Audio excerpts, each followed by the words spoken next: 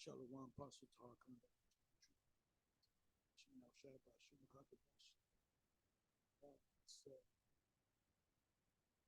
January 1st, 2023, New Year, and this is the slogan saying for the year. And here it is. You ready for it? It's called the hopeful year that all prophecies come to pass. The hopeful year of all prophecies, that all prophecies come to pass. We're not saying that all prophecies will come to pass in this year, but we hope that this is the year that all prophecies come to pass. And there's three major prophecies. You know, you have prophecies, then you have major prophecies. The next major prophecy to look for, of course, is the MOTB, how they're going to roll it out. And we'll see every stage of how they're going to roll it out, what steps are they going to take, how the mainstream media will push it. So we'll be seeing the various stages of them pushing the MOTB, and we'll be doing videos on it. Then after that, you have the fulfillment of Second Ezra's chapter 15, Second Ezra's chapter 16, Second Ezra's chapter 13, and the rest of the prophecies in Revelation and Daniel and Isaiah, in the books of the major prophets and the minor prophets, as the so-called Bible scholars call them. So, I mean, this is not too hard to look for or to look forward to. The next major prophecy in this order is the MOTB. It's going to shake a lot of Israelites up, especially when they watch our videos. Then you have, chaos, food shortages, blackouts, riots, more rumors of wars.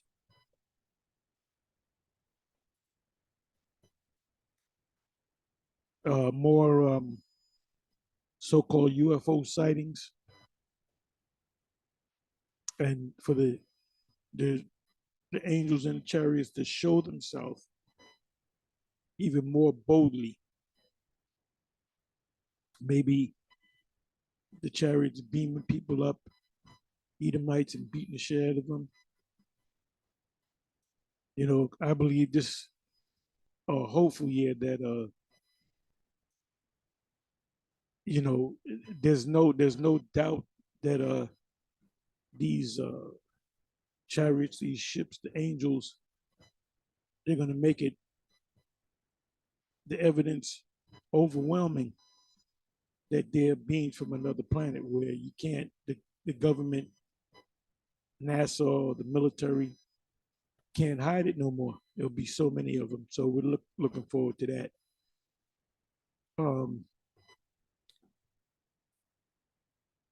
Then the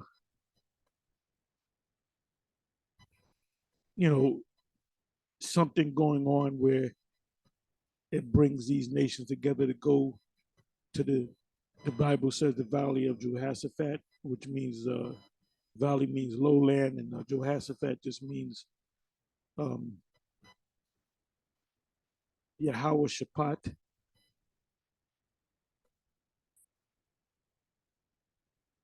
something major is going to happen where it's going to bring all these major military nations that possess these high tech uh, missile systems and modern weapons to meet, the fulfillment of Joel chapter 2, the Northern Army. Also, the fulfillment of Ezekiel 37. I'm sorry, Ezekiel 38. Ezekiel 37 is being fulfilled before your eyes.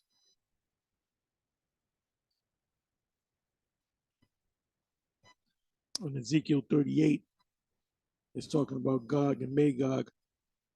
I wanted to speak on that earlier when we did the live stream. These scholars, these Christian scholars, if not all of them, but 90% of them, they say Gog and Magog, the chief prince of Meshach and Tubal, that Gog or Magog is referring to Russia, or the Scythians, which are the ancient Russians, which are a warlike people. They love war. The Russian people, they love war. They love combat to the death.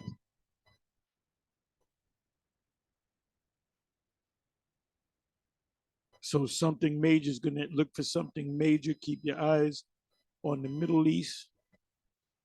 And for that matter, keep your eyes on Russia, the United States, NATO, the Russian-Ukrainian war, conflict. Keep your eyes on China, Taiwan. Keep your eyes on the Middle East.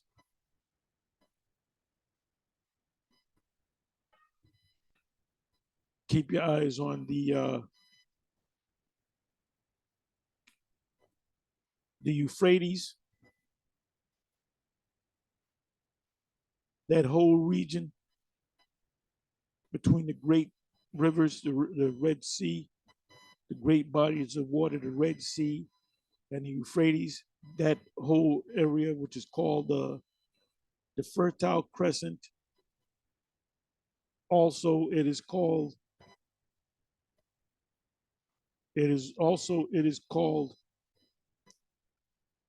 um, the Levant. So keep your eyes on the Middle East, keep your eyes on NATO, keep your eyes on the EU.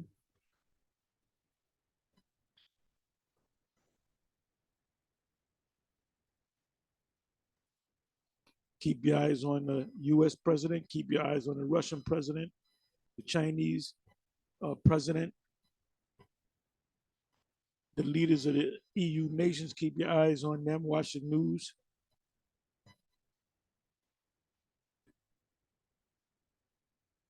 Habakkuk chapter 2, verses 1, 2, I believe the first couple of verses. It shall not tarry, it shall surely come.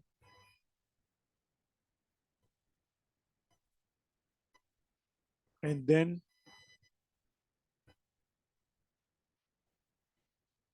World War III, the War of Armageddon, the beaming up of the elect of Israel, us looking down and watching the destruction, having a ringside seat on the ship when the ships come, which will fulfill Psalms chapter 91. That whole chapter, read that whole chapter. And then us coming back down to the so-called wilderness, which we don't know where the wilderness is. At one West, the seven said it was South America. I believe Sakari said it was either Africa or the wilderness between the Gulf of Suez and the Gulf of Akbar, the wilderness that we dwelt in for 40 years. But the scriptures said in Deuteronomy 28, we shall never see that land again. Deuteronomy 28 and 68. Whereof of I speak unto you, you shall not see it again. And he said that in the wilderness. So that should rule out that we're not going back to that wilderness. But we're going to land back down after Babylon the Great is completely and utterly destroyed. And we will land back down with changed bodies, supermen, superwomen, mainly supermen.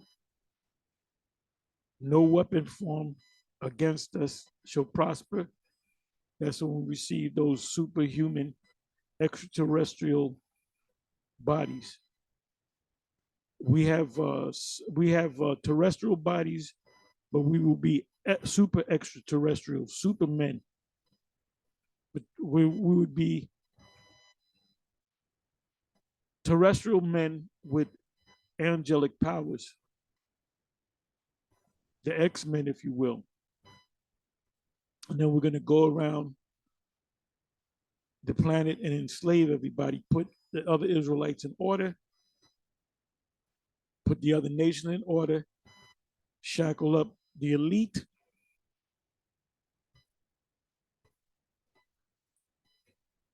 because they're going to be out of here. They're not going to, the super elite will not be in America when or Babylon when the missiles drop. They're going to know to be out of here. And then we're going to just take them, we're going to shackle them up, and they're going to test us. They're going to try to fight us, and we're going to have fun on that day. So that's a tall order for all that stuff to happen inside of 1 year, but this is what we're hoping for. Anyway, with that, I'm going to say shalom.